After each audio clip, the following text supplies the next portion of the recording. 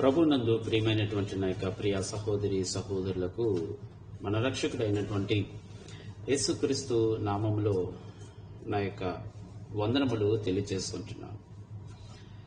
యేసుక్రీస్తు స్తుతింపబడ్డాడా అంటే యేసుక్రీస్తు మనుషుల చేత పొగడబడ్డాడా అనేటువంటి విషయాన్ని ఆలోచన చేద్దాం. ఎందుకంటే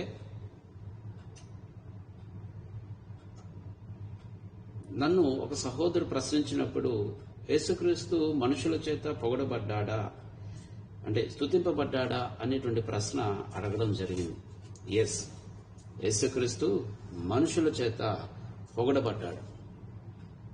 ఇది ముమ్మాటికి నిజం. ఎందుకంటే ప్రకటన గ్రంథము 5వ అధ్యాయము 13వ వచనం ప్రకారం అక్కడ భక్తుడైన యోహాను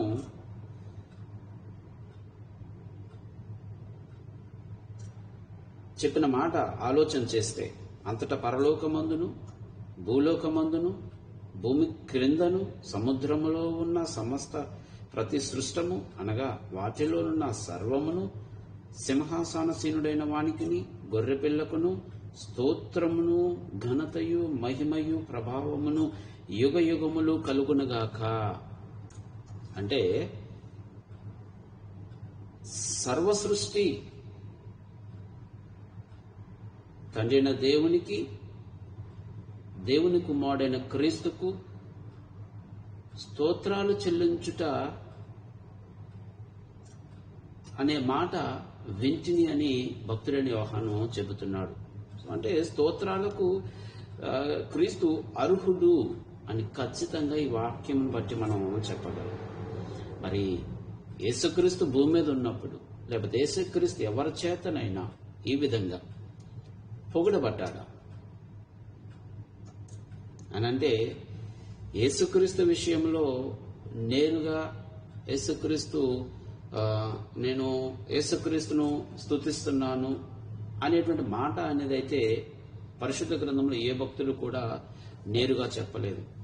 కానీ వారి క్రియలను బట్టి, యేసుక్రీస్తు విషయంలో వారు చేసిన ఆ క్రియలు, వారు చెప్పిన మాటలను బట్టి,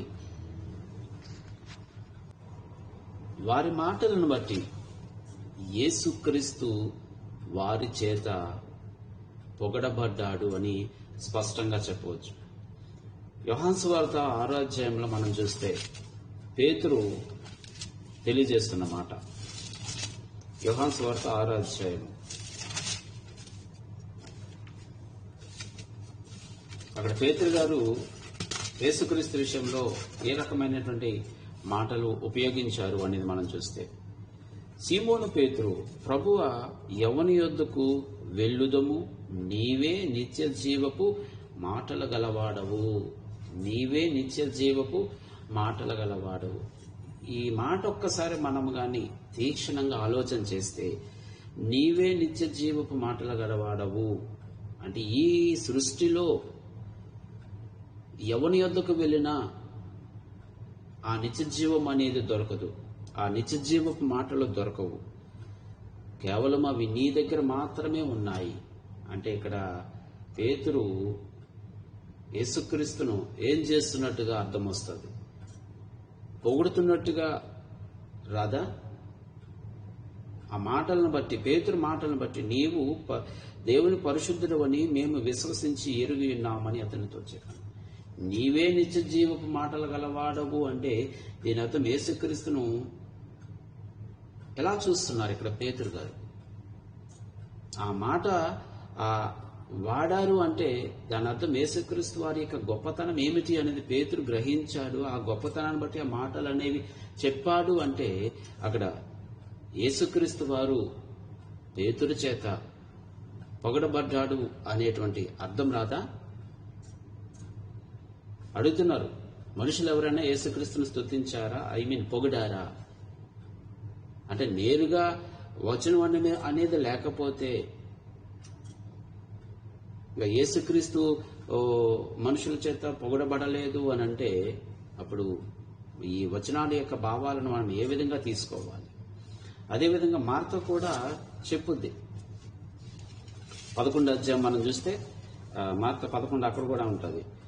22వ వచనం, ఇప్పుడైనను నీవు దేవుని ఏమడిగినను దేవుడు నీకు అనుగ్రహించునని నేనెరుగుదును. ఇప్పుడైనను నీవు దేవుని ఏమడిగినను. మాట ఇక్కడ అర్థం చేసుకోవాలి. ఇప్పుడైనను నీవు దేవుని ఏమి అడిగినను దేవుడు నీకు అనుగ్రహించునని ఎరుగుదును అనెను. ఏంటి మాట వెనుకున్నటువంటిది? యేసుక్రీస్తు యొక్క గొప్పతనాన్ని ఇక్కడ మార్త చూపిస్తుంది. గొప్పతనాన్ని చూపించడము అంటే అక్కడ యేసుక్రీస్తును పొగడము అనేటువంటి అర్థం రాదా? పొగడము అనేటువంటి అర్థం రాదా? యేసుక్రీస్తు విషయంలో మార్త ఈ మాట చెబుతుంది, ఇప్పుడైనను నీవు దేవుని ఏమడిగినను. అంటే అంత కాన్ఫిడెంట్ అనేది యేసుక్రీస్తు గురించి మార్త కలిగి ఉంది. యేసుక్రీస్తు యొక్క గొప్పతనాన్ని అక్కడ మార్త తెలుసుకుంది. ఆ గొప్పతనాన్ని బట్టి చెప్పిన మాటను బట్టి యేసుక్రీస్తును ఆమె ఏం చేస్తున్నట్టుగా. అదేవిధంగా రోమపత్రిక 9:1-5 మనం చదివితే యేసుక్రీస్తును ఎంత గొప్పగా అక్కడ చూపించారు ఆయన పౌలు గారు. ఈయన నిరంతరము స్తోత్రార్హుడై ఉండెను. అంటే పొగడబడ్డానికి ఈయన అర్హుడు అని చాలా స్పష్టంగా మనకు అక్కడ కనబడుతుంది కదా. ఎంత స్పష్టంగా నిరంతరము స్తోత్రార్హుడై ఉన్నాడండి. పొగడబడడానికి ఈయన అర్హుడు అనేటువంటి విషయము స్పష్టంగా మనకు కనబడుతుంది కదా. అంతెందుకండి, మనం సువార్త చేస్తున్నాం క్రీస్తు గురించి. అంటే క్రీస్తు గొప్పతనాన్ని మనము ప్రకటిస్తున్నాం. క్రీస్తు గొప్పతనాన్ని ప్రకటిస్తున్నాము అంటే దాని అర్థము క్రీస్తుని మనుషుల ఎదుట పొగుడుతున్నాము అనే కదా అర్థం. మనం క్రీస్తు సువార్త చేస్తున్నాము. క్రీస్తు సువార్త చేసేటప్పుడు క్రీస్తు యొక్క గొప్పతనాన్ని మనం ప్రకటిస్తున్నాము అంటే అక్కడ మనం క్రీస్తుని పొగుడుతున్నట్టుగా అర్థం వస్తుందా, లేకపోతే కించపరుస్తున్నట్టుగా అర్థం వస్తుందా? అంటే మనం సువార్త చేస్తున్నామంటే సువార్తలోనే పొగడత అనేది మిళితమై ఉంది. ఇది మనం గ్రహించాలి. యేసు తండ్రి అని దేవుని విషయంలో అయితే నేరుగా ఉంది. యేసుక్రీస్తు ద్వారా నా దేవునికి కృతజ్ఞతాస్తుతులు చెల్లించుచున్నాను అనే మాట నేరుగా అక్కడ పౌలు గారు వాడడం అనేది చూస్తాం. అంటే నేరుగా యేసు తండ్రి అని దేవుని విషయంలో వాడబడింది. కానీ యేసుక్రీస్తు విషయంలో ఆయా క్రియలను బట్టి వారి మాటలను బట్టి యేసుక్రీస్తు కూడా మనుషుల చేత పొగడబడ్డాడు అనేటువంటి సత్యాన్ని గ్రహించాలి.